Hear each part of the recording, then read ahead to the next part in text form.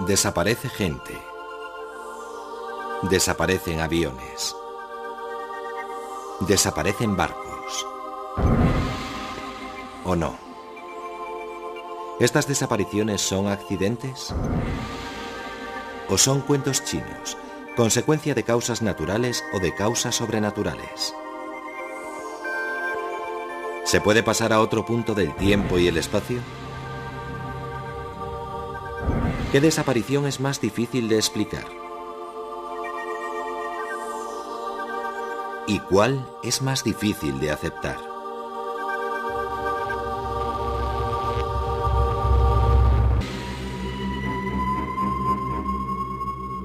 El 23 de septiembre de 1880, David Land salió de casa y se adentró en su finca. Saludó al juez local que pasaba por allí. Al cruzar la finca se volvió hacia su mujer y sus 2 hijos, y entonces, a la vista de los 4 testigos, David Land se volatilizó. No había agujeros en el campo, ni ninguna indicación de cómo pudo desaparecer. Solo se encontró un rastro. La primavera siguiente, Sarah, la hija de Land, descubrió un círculo de hierba seca justo donde había desaparecido su padre. Algo le hizo llamar a gritos a su padre creyendo oír un grito ahogado de él. Se esfumó y nunca se supo más de él.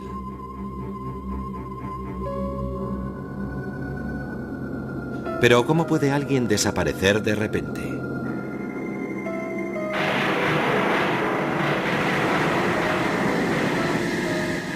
¿De verdad pueden desaparecer personas y cosas sin dejar rastro, llevadas de nuestro mundo por algo sobrenatural? Para buscar la verdad hay que preguntar a los testigos, que siguen sin poder creer lo que vieron con sus propios ojos.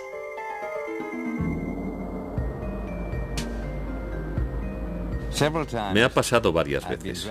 Voy conduciendo por una carretera recta y al mirar por el retrovisor reparo en un coche detrás de mí. Vuelvo a mirar a los pocos segundos y para mi sorpresa no hay nada. El coche se ha evaporado. Me digo que habrá tomado una bifurcación que yo no he visto. Aunque en una carretera sin curvas es inexplicable que alguien estuviera allí y al momento ya no esté. Es un misterio. Otros no se toman esos misterios tan a la ligera. Mi amigo propuso salir al embalse. Se llegaba por un camino vecinal estrecho. Yo iba delante y vi a esa mujer que venía hacia mí por el camino. Llevaba un vestido de lunares y cuando estaba a unos 20 metros de mí, de pronto se dio media vuelta y pasó por lo que yo tomé por una puerta en el seto. Así que seguimos caminando y al llegar a la altura donde creí verla desaparecer, descubrí que no había puerta en el seto y que no había explicación a su desaparición. Todo parece indicar que se volatilizó. Una experiencia perturbadora, pero para Davis fue solo el comienzo. Como tantos implicados en desapariciones, su interés empezó a rozar la obsesión, pues se embarcó en una investigación de por vida y encontró historias en una fuente no por conocida menos inesperada. Elías es interesante, porque era uno de esos profetas melenudos que de repente se materializa de la nada, en el primer libro de los Reyes, y luego desaparece.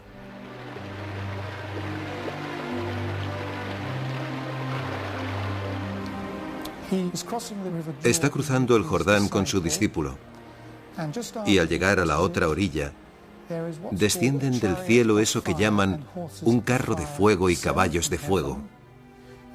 Y al mismo tiempo un tifón parece llevarse a los cielos a Elías, que desaparece. ¿Fue un fenómeno meteorológico o una desaparición sobrenatural? Los tifones no se llevan así a la gente, salvo en la Biblia, claro. Muchas veces, una desaparición va acompañada de oscuridad. Puede deberse a un eclipse de sol o a una fuerte tormenta. Eso no desalentó su investigación.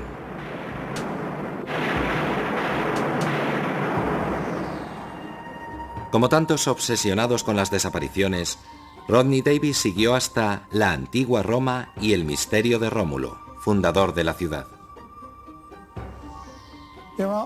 Existen 4, 5 o incluso 6 relatos distintos de su desaparición.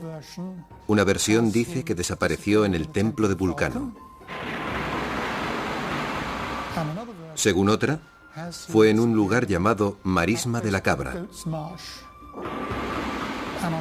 En esta ocasión, hay tanto un eclipse de sol como una gran tormenta. En esa oscuridad desaparece y no se le vuelve a ver.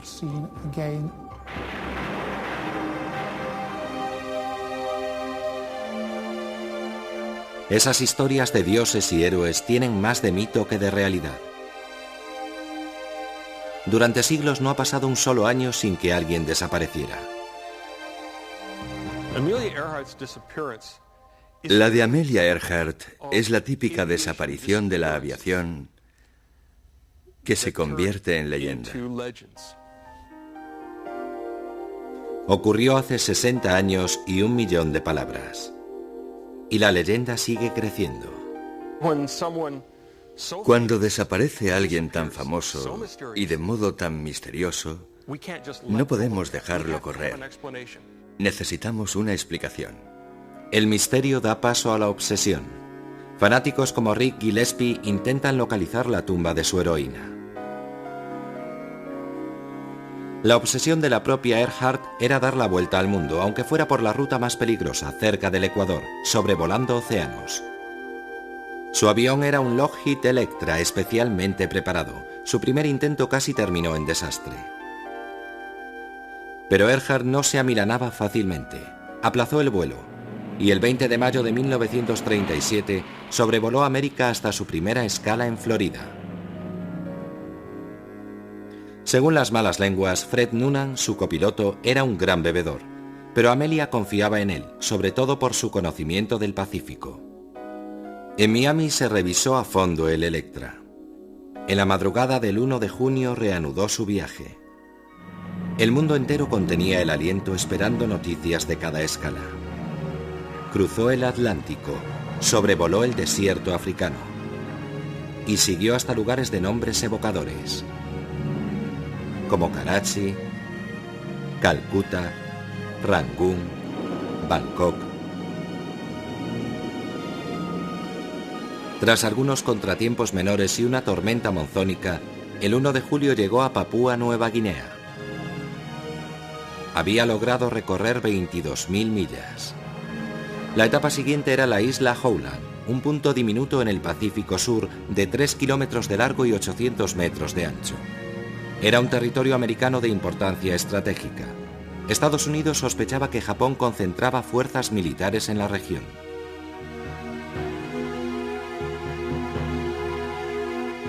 Amelia sobrevolaría el polvorín. Ignorando el peligro, el 2 de julio el Lockheed de Amelia despegaba para cubrir las 2.500 millas hasta Howland. Confiaba en sus instrumentos, en Noonan y en la suerte. A las 15 horas de vuelo, los operadores de radio captaron un mensaje. Estamos volando en círculo. ¿Sobre qué isla? A las 5 horas otra señal indicaba que seguía buscando. No contestó más mensajes. Amelia Earhart, Fred Noonan y el Electra desaparecieron sin dejar rastro.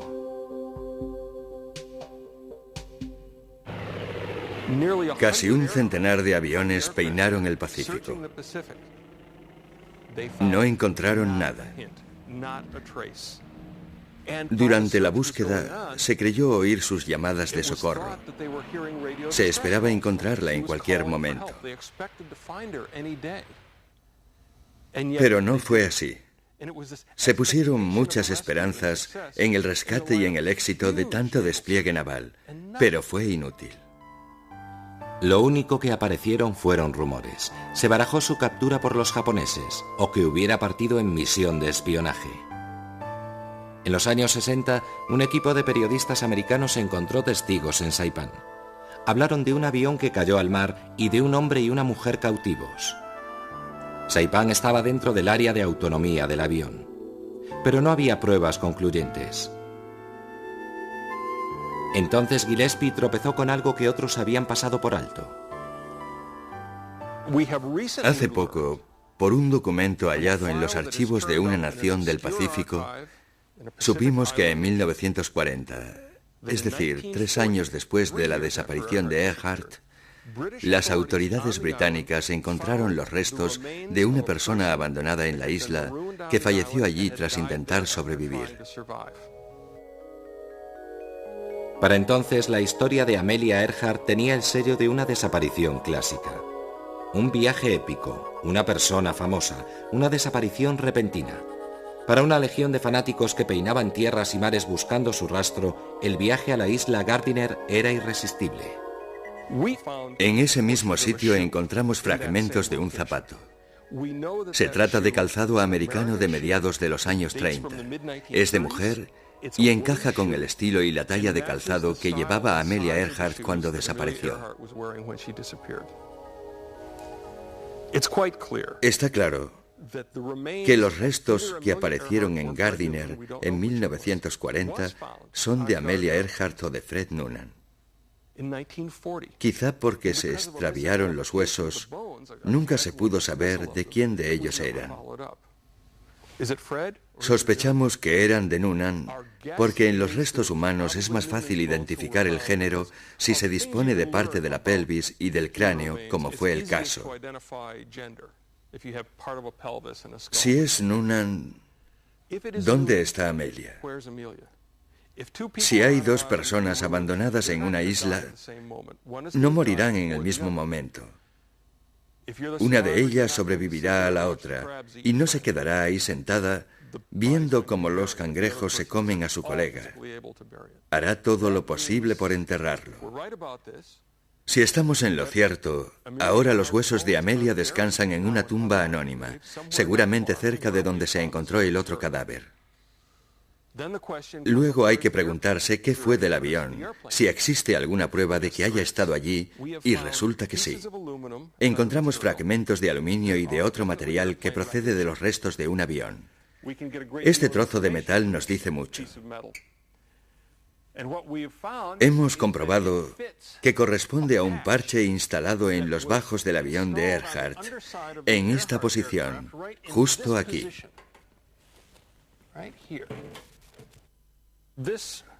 Este fragmento es plexiglas y tiene un grosor determinado y una curvatura precisa que permiten identificarlo como un fragmento de ventanilla lateral del Lockheed Electra de Earhart. Y también es muy importante que no corresponde a uno de los aviones de la Segunda Guerra Mundial que había por la región. El último mensaje de Earhart decía: estamos en la línea de posición. No habían divisado Howland y la buscaban volando a lo largo de esa línea. Si Noonan calculó mal la línea de identificación, esta debió ponerles sobre la pista. Volando en esa línea, debieron sobrevolar la isla Gardiner.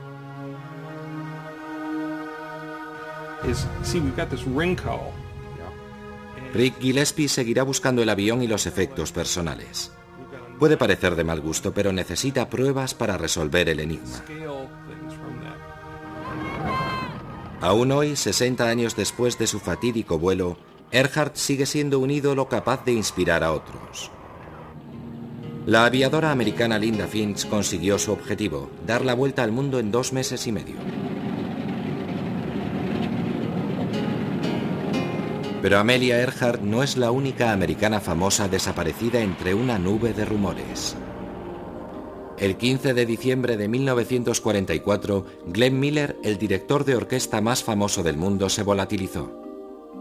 Había recibido órdenes de volar a París y embarcó en un Norseman monomotor pilotado por Johnny Morgan. No entendí por qué Johnny Morgan se empeñó en volar ese día. Había niebla. Hacía un día de perros y él no tenía experiencia. El Norseman despegó a pesar de las inclemencias. Fue la última vez que los vi. El Norseman nunca llegó a París. Desde entonces ha habido mucha controversia en torno a lo que ocurrió ese fatídico día. Víctor Gregory, excomandante de bombarderos, cree que un miembro de su tripulación fue testigo de la suerte del Norseman.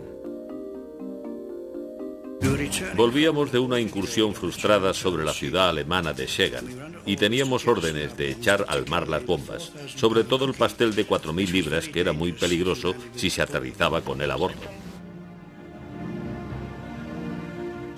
Después de que soltáramos las bombas, el copiloto vio una avioneta que bajaba por estribor y la identificó inmediatamente como una Norseman. Estoy convencido de que se vio atrapada en la onda de choque de uno de los pasteles de 4.000 libras que explotaron a la vez y desapareció en el mar. Después supe que el único Norseman que voló aquel día fue el de Glenn Miller, así que no me cabe duda de que yace en el fondo del canal. Esa es una teoría, pero hay otras, más suspicaces y quizá más plausibles. El detective Gordon Buchan cree que el avión no se estrelló, ni Glenn Miller con él. Tengo en mi poder una copia del registro de todos los aviones Norseman 70.285 y demuestra que ese Norseman voló por la zona de Nueva York hasta el 29 de enero de 1947, en que fue desguazado.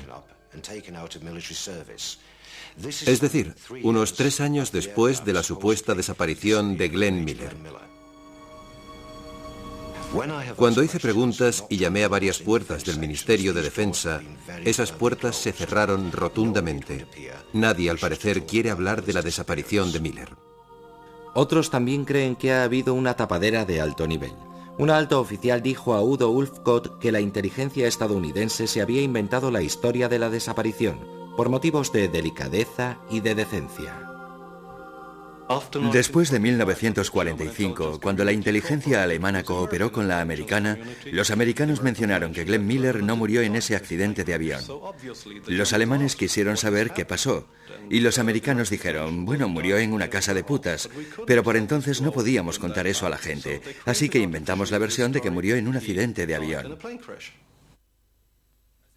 Para confirmar esto, la familia de Glenn Miller tampoco cree en un accidente. Mi padre Herb, hermano menor de Glenn, no se tragó los cuentos que los militares contaron a la familia. Creía que Glenn padecía una grave enfermedad, cáncer quizás, porque Glenn fumaba como un carretero.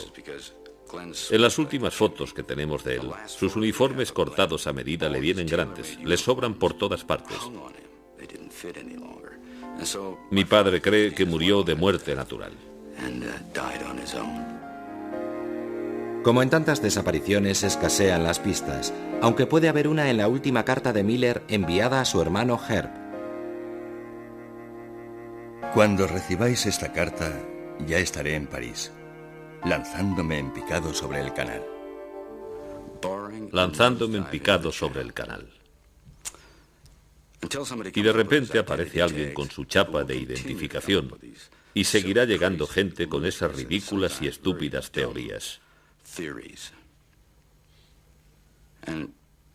Y creo saber qué nos diría hoy Glenn si pudiera hablar. Diría, no intentéis averiguar qué me pasó. Los misterios son buenos para el negocio.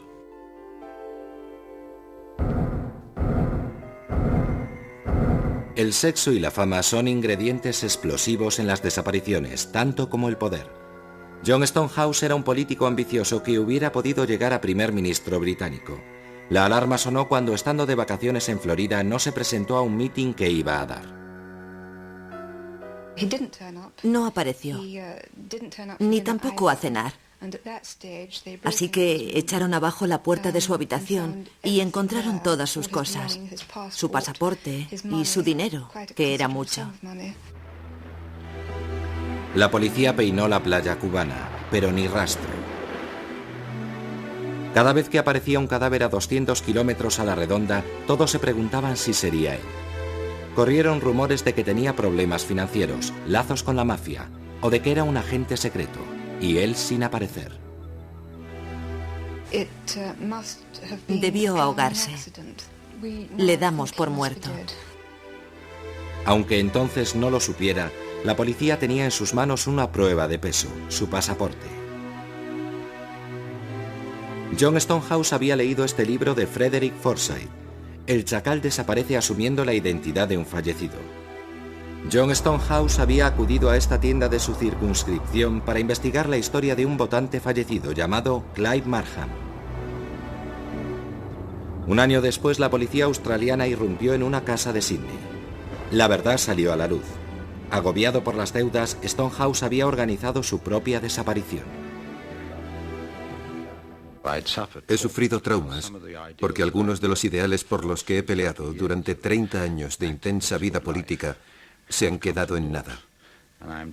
Eso me afligió, me afectó mucho. Es uno de los motivos por los que me vine abajo.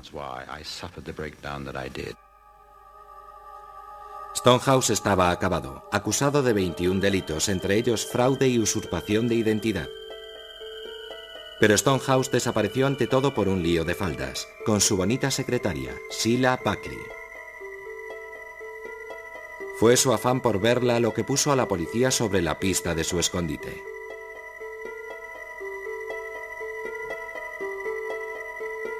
A los 11 años del misterio, Stonehouse desapareció definitivamente. Caído en desgracia, arruinado y olvidado, murió junto a Sheila Buckley, la amante por quien renunció a todo, incluso a su propia identidad.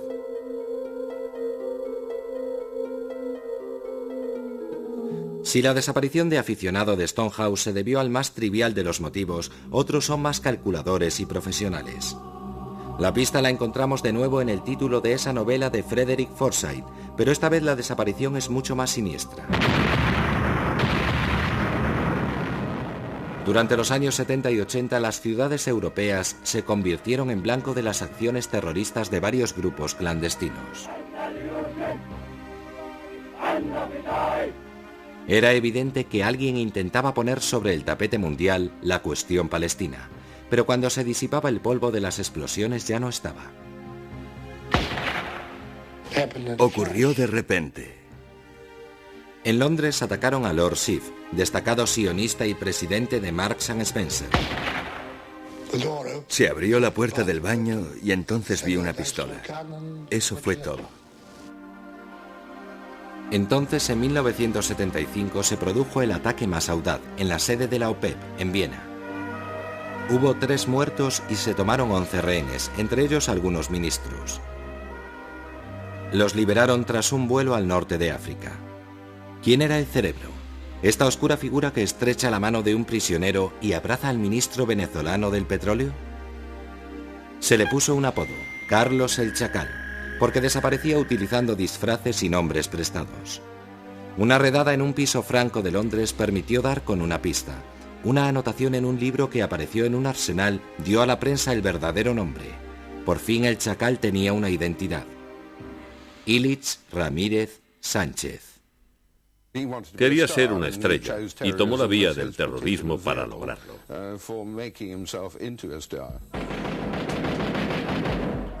El Chacal utilizaba la más sencilla de las técnicas para desaparecer. Se escondía entre el gentío. Aunque lo buscaban en Europa, frecuentaba pisos francos en Inglaterra y Francia y se escurría cambiando de identidad y de pasaporte. Solo durante los años 70 usó más de 20 identidades distintas. Y tenía amigos secretos e influyentes. Si se estrechaba el cerco, contaba con apoyos suficientes para desaparecer en Europa del Este o en Oriente Medio. Pero la perseverancia del periodista David Yallop acabó dando con él. Es el hombre más buscado del mundo, número 1 en la lista de Interpol desde 1975. Bueno, pues está aquí, en Damasco. Digan lo que digan, Assad o Ali-Dubar, jefe de los servicios secretos, sé que está aquí. En agosto de 1994 le abandonó la suerte.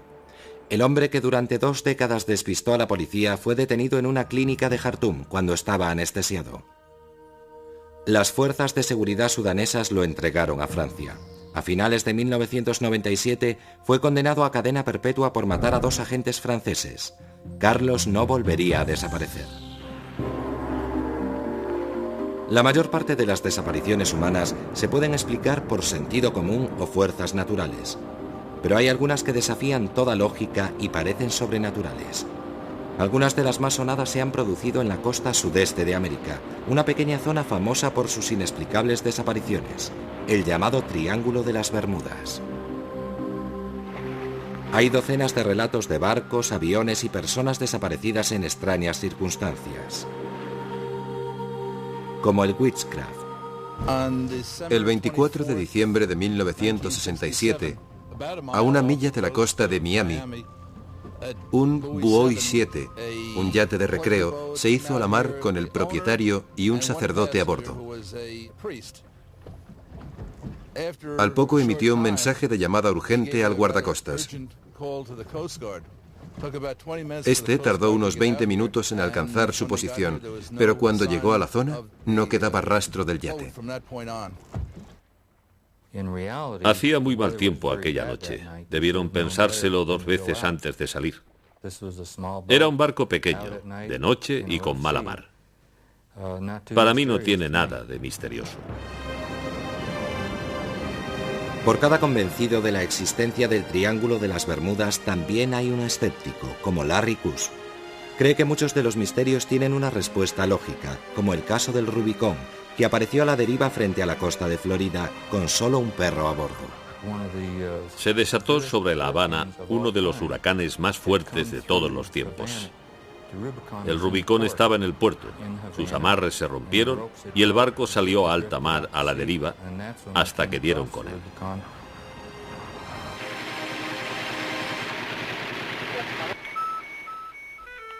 Los guardacostas creen que hay razones muy sencillas que explican la desaparición de tantos barcos en el Triángulo de las Bermudas. En su opinión, las circunstancias son triviales, la gente está poco preparada y se pierde. Cada poco nos llaman motoras diciendo que están en apuros. Nos dicen dónde creen estar y muchas veces los encontramos a 40 o 50 millas de la posición que creían tener. En una ocasión me llamó una mujer preguntando dónde estaba Bimini, pues no salía en su mapa. Le pregunté, ¿qué tipo de carta tiene? Y me contestó, tengo el diccionario abierto por el Atlas Mundial. Sale a navegar por la corriente del Golfo con un Atlas Mundial. Este es un caso típico de llamada. Entonces, ¿qué es el Triángulo de las Bermudas y dónde está exactamente? No es triangular, sino más bien romboide. El triángulo se define como la línea que va de Florida a Puerto Rico, de ahí a Bermudas y de vuelta a Florida. Aunque realmente este solo es el centro de una zona más amorfa y mucho más grande, donde se supone que se han producido los casos. Pero no ocurren todos en el triángulo central, como dice la gente. Resulta difícil explicar el número de desapariciones en este cementerio de la navegación. Aquí se encontró abandonado el Marie Celeste y también aquí han desaparecido cargueros enormes. Goletas y grandes buques cisterna desaparecieron sin dejar rastro. Los aviones comerciales y privados despegan sin preocupación. Otros creen que aquí pasa algo más sobrenatural. Aquí, cerca de la costa de los Estados Unidos, ha ocurrido o está ocurriendo algo que desafía las leyes de la naturaleza que conocemos en la actualidad. No sabemos lo que es, por eso es un misterio, porque no sabemos resolverlo. Si supiéramos qué hay ahí, no sería un misterio. Usted no me estaría filmando y yo no habría escrito un libro sobre el tema.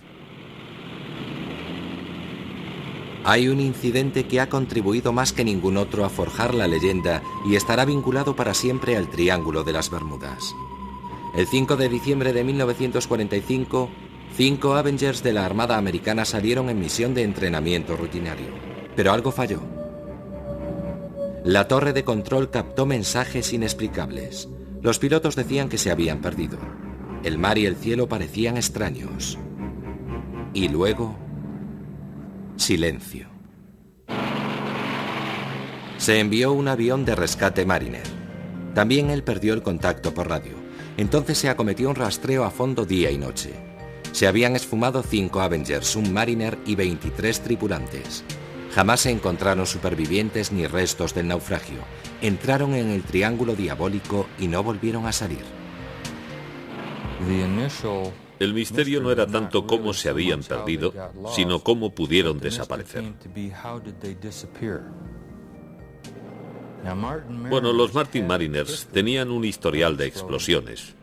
Llevaban varios miles de litros de combustible y lo que pasó es que el avión explotó en pleno vuelo a los 27 minutos de despegar, como vieron varias personas desde un barco de la Armada.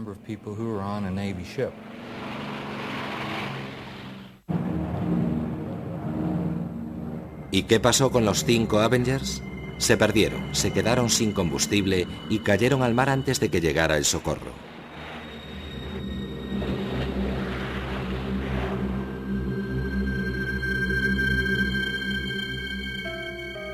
La historia del vuelo 19 se ha incorporado a la mitología popular. De vez en cuando aparecen noticias de que han reaparecido aviones perdidos. Una versión afirma que estuvo dando vueltas sobre el desierto cuando lo devolvieron los extraterrestres que lo secuestraron en 1945. La leyenda se basa en buena parte en los comentarios del comandante, recogidos en una grabación. Las 2 brújulas se han estropeado, sobrevuelo tierra, pero están rotas. Cuando el comandante dice que están rotas las brújulas, el problema no es que hayan fallado, sino que está despistado y no está de acuerdo con lo que dicen. Pero más misterioso es lo que el comandante Taylor se supone que dijo. No vengan detrás de mí, parece como si vinieran de fuera del espacio. En el diario de navegación dice, no vengan detrás de mí. Y esto lo decía cuando hablaba con alguien de tierra, el teniente Cox. Y cuando Cox le dice, volaré dirección sur para encontrarte, es cuando Taylor responde, no vengas detrás de mí, ya sé dónde estoy. En 1945, cuando Taylor dice, parece que vienen del espacio exterior, la gente normalmente no hablaba de ovnis. Desde 1947 hemos recibido y analizado entre 1.000 y 2.000 informes procedentes de todo tipo de fuentes. Hemos podido explicar satisfactoriamente la inmensa mayoría.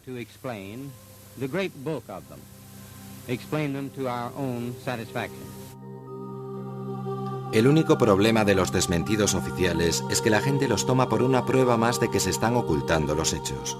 Pero algunas de las pruebas de las visitas de naves espaciales son increíbles.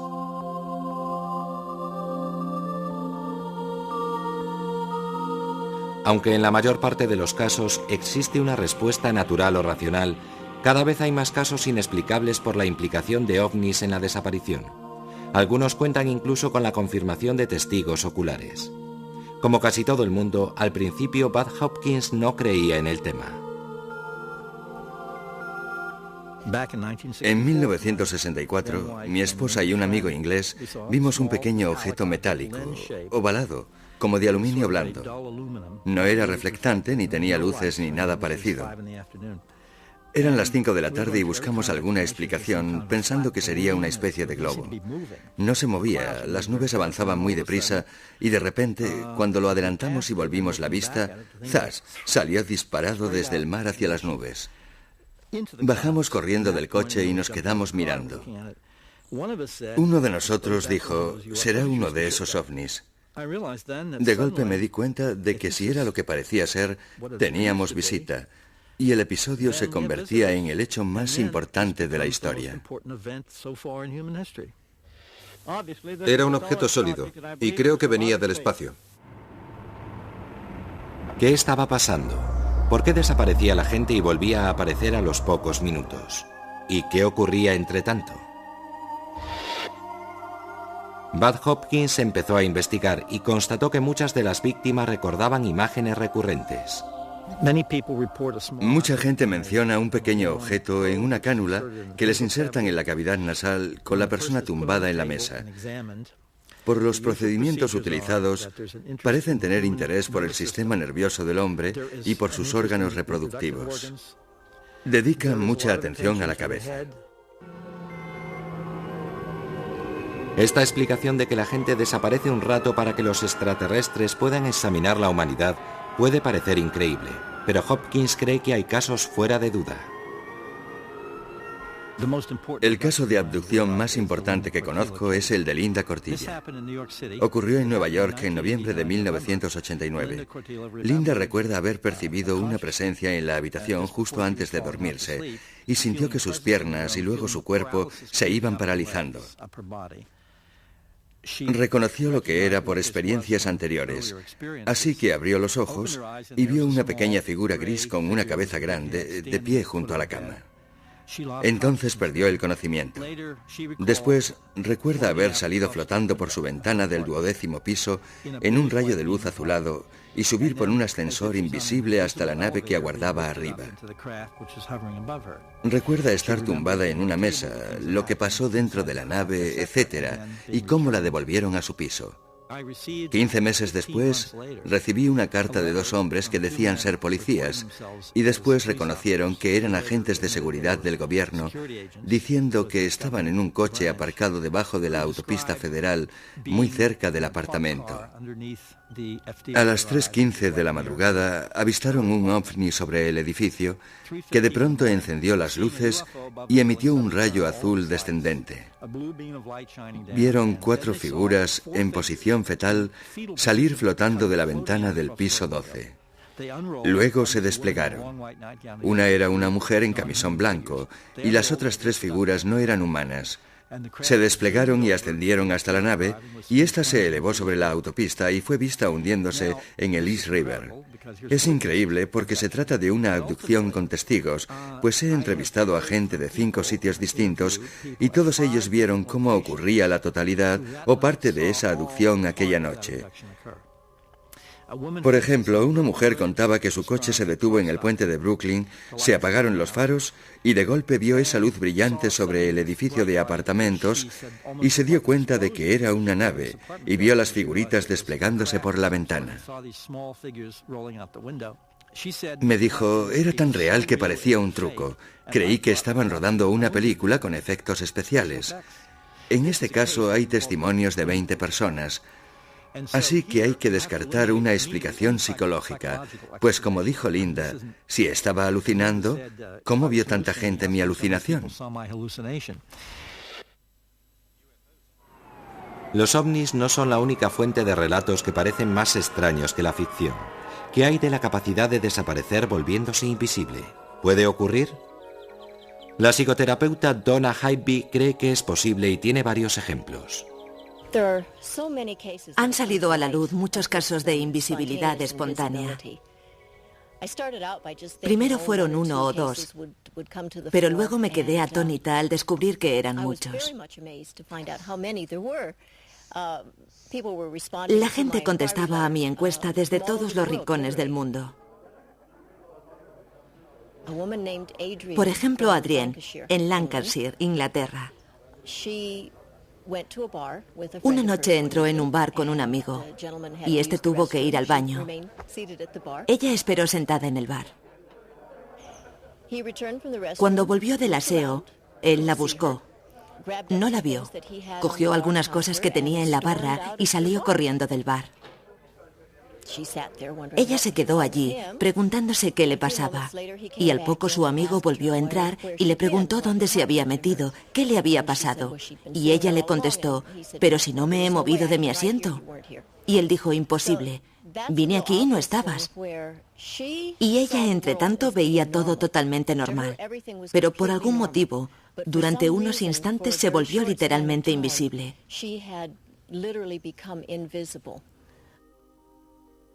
En otra ocasión, esta mujer quiso comprobar su sensación de que era invisible. Así que entró en el aseo de caballeros.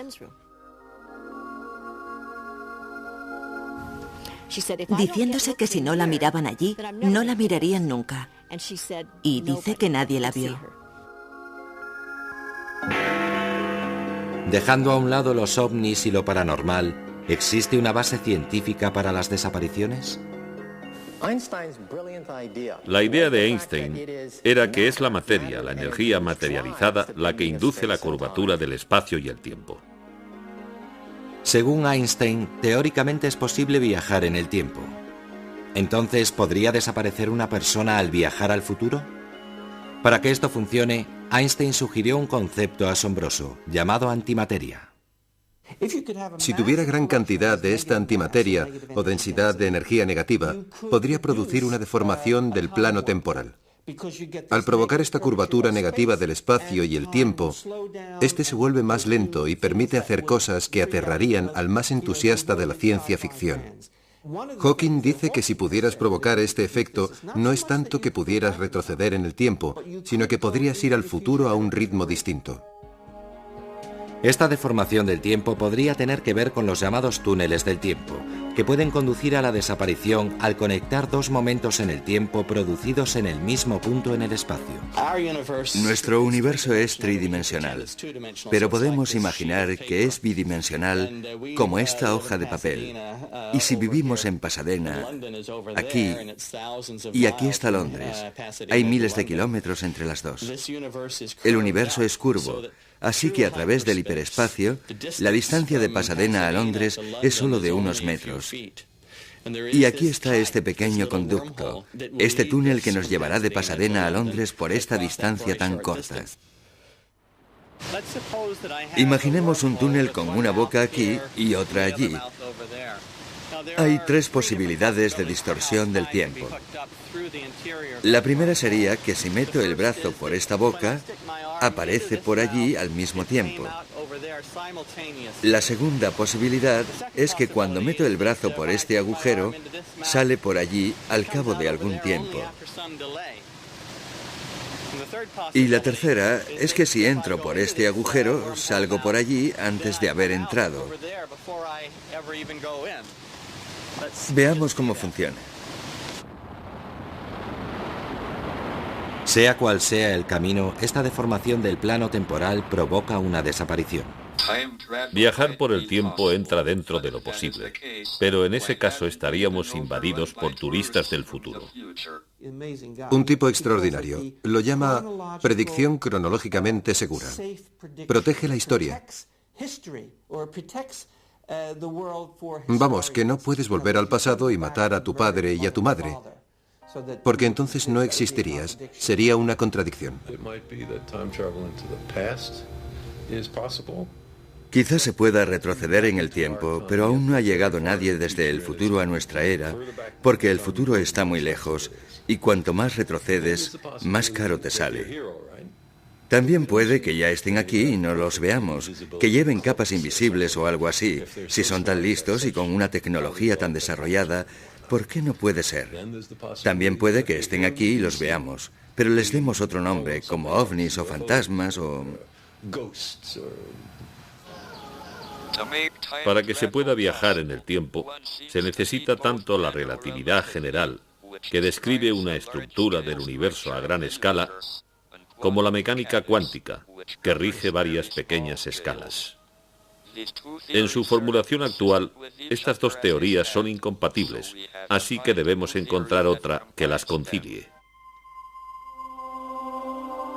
Quizá la respuesta esté entre la física de los cuerpos grandes, como los planetas, y las fuerzas diminutas que afectan a los átomos. Si existen los viajes en el tiempo, causarán desapariciones en los túneles del tiempo. Una deformación del tiempo.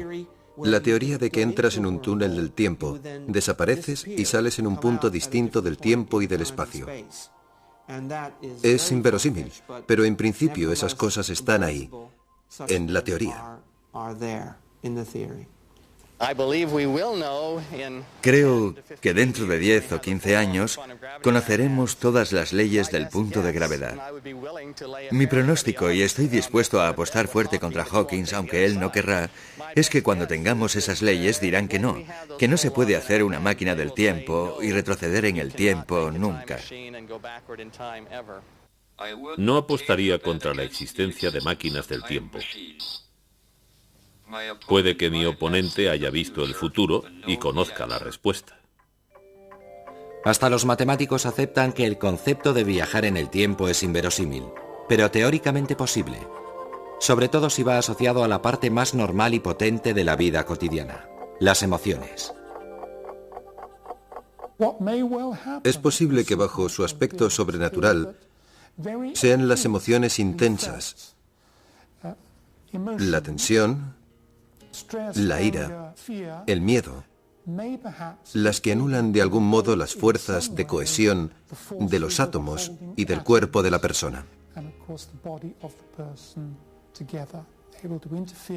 Si las interfieres, dejas como una desilusión que puede estar asociada a la teleportación.